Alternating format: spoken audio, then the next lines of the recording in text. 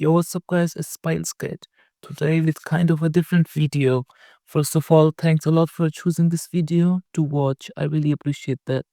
It's been a long time since I last uploaded, but today I have a MacBook Pro 2015 in front of me. This MacBook Pro has a very special place on the MacBook timeline because it was basically the best MacBook for 5 years straight. So from 2015 to 2020, where Apple finally changed the shitty butterfly keyboard and started using the scissors font design. So talking about the design, one of the things I like a lot about this model is all the great ports we have. We have one USB port on this side and the other USB-A port on this side, which is very nice to have as there are so many things even in 2026 that use USB-A. For example, all the USB sticks I have laying around. We also have one HDMI port, which is such a game changer. I can't explain how many times I've used this at school. If I'm presenting something, I don't have to carry 3 dongles with me. We also have the SD card, which is really nice to see, especially if you're into photography or videography. You can just pull out the SD card from your camera and plug it directly in here without any dongles hanging around. On the other side, we have a massive 2 charging port. This is so nice that after taking it away for 6 years, it was still used back with the M1 Pro and M1 Max chips, MacBook Pros. Yeah, it's just really nice. And don't even start me with the display and the trackpad. Those both things are so nice. There's really no way you get a Windows laptop with this kind of display in this price range. And the trackpad is actually better than some trackpads that are being put in the latest Windows laptops because it is the first touch trackpad. So what that basically means is the trackpad, there isn't a button on it itself.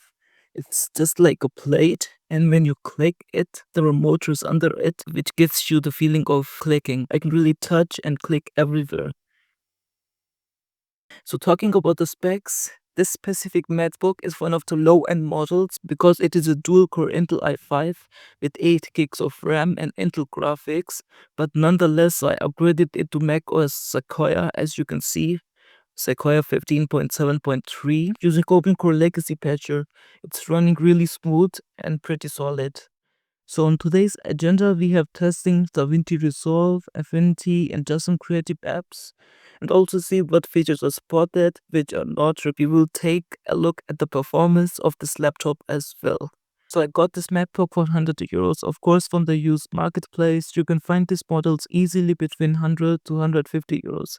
If you decide to get this model after this video, even though the performance is not so great, which I'll show you in a bit, I'd recommend you to at least get the 15-inch version. As you can see, this is a 13-inch version, as those machines have the much better quad-core Intel chips.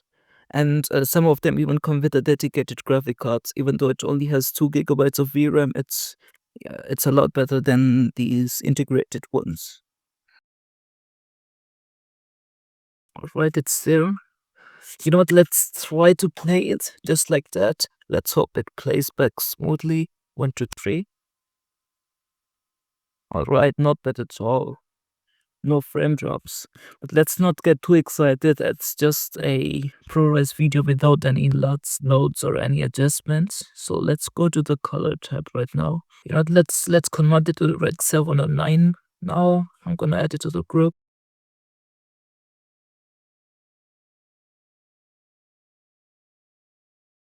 Alright, it's converted to Rec 709 now, as you can see. Here's the footage. Let's try to play it back now. Okay. Still no frame drops, as you can see, 30 frames constant. Right, you know what, let's add an adjustment node. So let's try to play it now. 7, 28, 26. Okay, it's dropping 2 to 3 frames now. Let's try to render it and see how the rendering time is. It took 14 seconds to render a 8-second clip with just a transform node and an adjustment node. So it's not too shabby for this kind of machine. So DaVinci Resolve, you can easily use it if you just want to convert footages and if you just want to make some minor adjustments to your footages. If you're trying to add like a 4K 60 image and you also want to transcode it and stuff, it's gonna take some time. It may even crash on you if you try to use the newest AI features, but it's fine for minor adjustments and stuff. I want to bring in my iPad in the screen now and try some continuity features. Let me grab my iPad. Alright, as you can see, here's my iPad and here's the MacBook. I first want to see if you can move your cursor from your MacBook to the iPad. Oh, yeah, it works, okay. And it's really smooth as well, like there's really no delay at all. But okay, let's try to copy something. Control AC, and let's see if I can paste it here. Oh yeah, okay, copy and paste works, of course, as well. And let's talk about gaming. Of course, if you're gonna buy this machine, you're obviously not going to buy it for gaming, but nonetheless, let's just say it's not very good for gaming. You'll get around 30 FPS in Minecraft and other games as well. It's just not good, as you know. As you know, I made 2 popular optimizations video for Fortnite. I will make a third one this year, hopefully.